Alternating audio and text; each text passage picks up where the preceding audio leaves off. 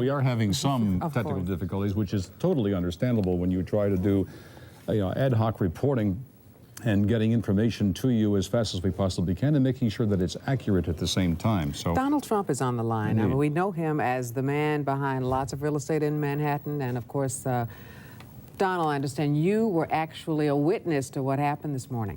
Well, I have a window that looks directly at the World Trade Center, and I saw this huge explosion. I was with a group of people, and I really couldn't even believe it. And even, I think, worse than that, for years I've looked right directly at the building. I'd see the Empire State Building in the foreground and the World Trade Center in the background, and now I'm looking at absolutely nothing. It's just gone, and it's just hard to believe. Donald, Alan Marcus here. Your building is, the Trump Tower, is one of the great tourist attractions in the world. It's well known universally. Are you taking any precautions there in light of what happened at the World Trade Center? Well, Alan, we've always had, as you know, very, very strong security, but there's very little you can do about planes crashing into a building. I mean, you look at Larry Silverstein, who's a terrific owner in New York and a very good friend of mine who I just called. I was very worried about him because I assumed maybe he was in the building. He took possession of the building 1 week ago. As you know, he just bought the World Trade Center. Right. And he was in his office, and he was getting ready to move into the World Trade Center over the next 2 weeks. So when I just spoke to him, there's nothing you can do when people are going to be bombing planes at your building. Now, Donald, I guess maybe the world is going to be changing, and maybe you're going to have F-16s flying all over the city, etc. But it's a pretty tough situation. Donald, you have one of the landmark buildings down in the financial district, 40 Wall Street. Did you have any damage, or did you know what's happened down there? Well, it was an amazing phone call I made. 40 Wall Street actually was the second tallest building in downtown Manhattan, and it was actually, before the World Trade Center, was the tallest. And then when they built the World Trade Center, it became known as the second tallest, and now it's the tallest. And I just spoke to my people, and they said it's the most unbelievable sight. It's probably 7 or 8 blocks away from the World Trade Center, and yet Wall Street is littered with 2 feet of stone and brick and mortar and steel, and there are thousands of people walking over the debris over the Brooklyn Bridge, where they're sending them out over the Brooklyn Bridge to Brooklyn, and then I guess they're going to have to figure out how to get home from there. But they have between 1 foot and 2 feet of debris right in front of a building that's probably, you would say, Alan, 6 or 7 blocks away. Donald, this is Roland Smith. Hi, Roland. You know, how you doing on this kind of day? You know, at some point, we're going to put all this behind us. And you, as a visionary, particularly in New York real estate, what do you think that we ought to do as a city, as a people, when all of this gets, when the mourning stops, when the dead are honored, and we've found out what caused it and maybe corrected it? What does the city need to do? Well, I guess the big thing that you really will have to do is never forget. You just can't forget that something like this happened. I was so disappointed when they closed the stock exchange, but of course, at some point, you had no choice, you know, when they initially announced it was closing, because you want to just say, the hell with it, you're going forward, nothing's going to change. But the fact is, something has changed very dramatically. And I think one of the very sad things is going to be when you look at the skyline of New York, which has become so emblazoned in your own memory, and you look at the skyline of New York and you see these buildings, these 2 buildings, whether you love them or don't love them, they were a great part of the skyline. And then when you look at the skyline after 2001, and you're going to see a skyline without these 2 buildings, you're going to say, what happened? People won't believe it. You know, when you show your children or your grandchildren in years to come what New York looked like in the year 2000, and then what New York looked like just a year later, they're going to say, what happened? Hey, Donald, it's hard to believe. In the year 2000, Donald, you considered running for president. If you had done that and if you had been successful, what do you think you'd be doing right now? Well, I'd be taking a very, very tough line, Alan. I mean, you know, most people feel they know at least approximately the group of people that did this and where they are. But, boy, would you have to take a hard line on this. This just can't be tolerated, and it's got to be very, very stern.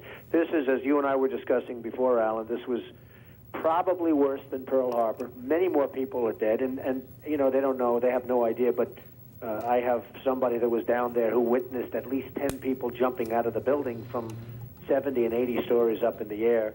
I mean, you probably have 25 or 30,000 is the number I've heard, but I would think would be much more than that. I think the most of the damage will be caused not by even in the building in terms of the people dead, but by the people on the streets from falling debris. Donald, you're probably the best known builder, particularly of great buildings in the city. There's a great deal of question about whether or not the damage and the ultimate destruction of the buildings was caused by the airplanes, by architectural defect, or possibly by bombs or aftershocks. Do you have any thoughts on that? Well, it was an architectural defect. You know, the World Trade Center was always known as a very, very strong building. Don't forget, that took a big bomb in the basement. Now, the basement is the most vulnerable place because that's your foundation, and it withstood that. And I got to see that area about 3 or 4 days after it took place because one of my structural engineers actually took me for a tour because he did the building. And I said, I can't believe it. The building was standing solid, and half of the columns were blown out. I mean, so this was an unbelievably powerful building. If you know anything about structure, it was one of the first buildings that was built from the outside. The steel, the reason the World Trade Center had such narrow windows is that in between all the windows, you had the steel on the outside. So you had the steel on the outside of the building. That's why when I first looked, and you had big, heavy I-beams, when I first looked at it, I couldn't believe it because there was a hole in the steel. And this is steel that was, you remember the width of the windows in the World Trade Center, folks. I think you know, if you were ever up there, they were quite narrow. And in between was this heavy steel. I said, how could a plane, even a 767 or 747 or whatever it might have been, how could it possibly go through the steel?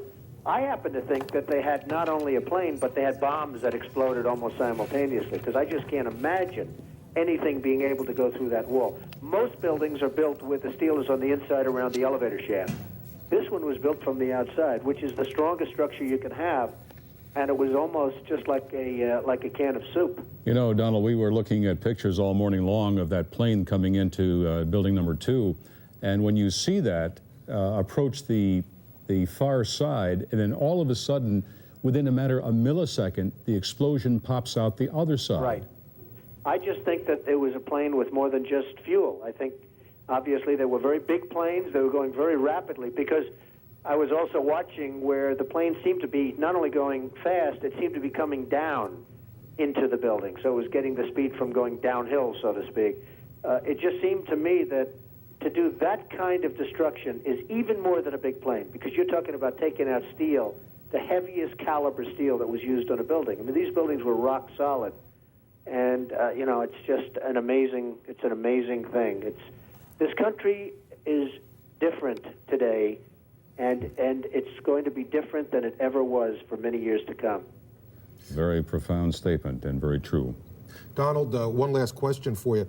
Given the magnitude of how much of American commerce took place within the Twin Towers, what do you, as you're an expert on this, what do you think is going to be the fallout over the next several weeks, months, and even years, given what we have lost in terms of those buildings going down and all that was within it? Well, I, as an example, Alan, and you might use them too, but I have an insurance company that was on the 102nd floor of the World Trade Center. They're gone. I don't know who's gone. I don't know anything other than their offices are no longer there. They're wiped out. The Morgan Stanley Group, you know, Morgan Stanley, a big, powerful firm, they had 50 stories in the building, gone. I mean, you're talking about some firms that are just gone. Now, Morgan Stanley, in that case, had a lot of its offices in Midtown, and they had about half downtown. Morgan Stanley's a big, powerful firm. They're gone. Many firms had all of their offices, as you know, in the World Trade Center. It was 8 million square feet.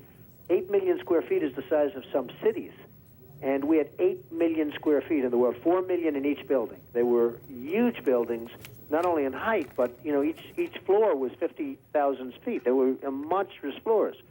Each floor was almost a city in itself, and they had 110 floors or so. So, you know, many firms that were easily recognizable for those of us in the financial worlds, for those of us that read the papers and see the financial pages, they're going to be gone. I mean, they're just not going to exist anymore. They're gone. Donald Trump. Many of the people are gone with them. Donald Trump, thank you so very much for joining us. Thank you all. We really Good luck. appreciate it. Thank you. And Same you too. to you. You too. Our prayers are with everyone. Joanne Pileggi is going to bring us up to date.